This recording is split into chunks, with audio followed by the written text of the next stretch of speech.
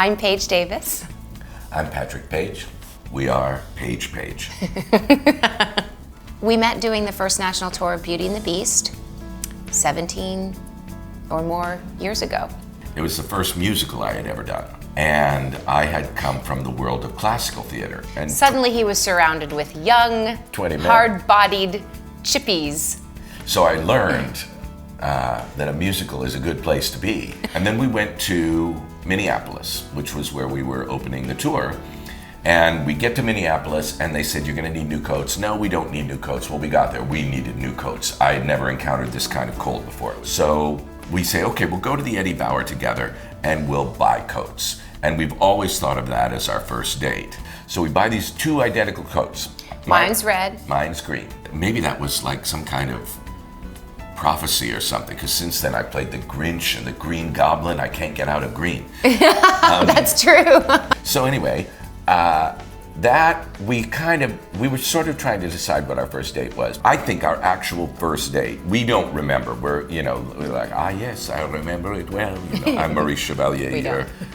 I guess it was Hermione Gingle. We can't decide if we want it to be the shopping for the coats or if it's when we went to the movie. The movie with Robert De Niro and Sharon Stone and Joe Pesci, Casino, had just come out.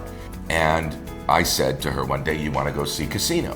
What we didn't know is that one of the gang activities is to take over a movie theater. So we get in there, and it turns out there are two rival gangs in this movie theater. And they are the only other people in this theater. They're the only other people in the theater. Except for us. Many of them in the theater are still wearing ski masks, even though the theater is warm.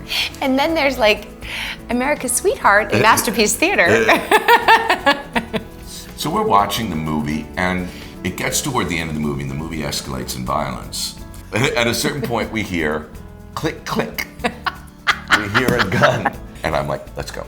So we get up, but it's the end of the movie, and I really like the movie. So we stood at the back. I made her stand there. Like standing, waiting, and just in case, we had to like dash out the door. With the door half open, watching the end of the movie, ready to go, and then we dash out, and we go back to... we go to the theater that night. And we tell them this crazy thing that happened, and they all looked at us like, how did you not know that you're not supposed to go to that theater? You don't go in that theater. Don't go in there. So we learned.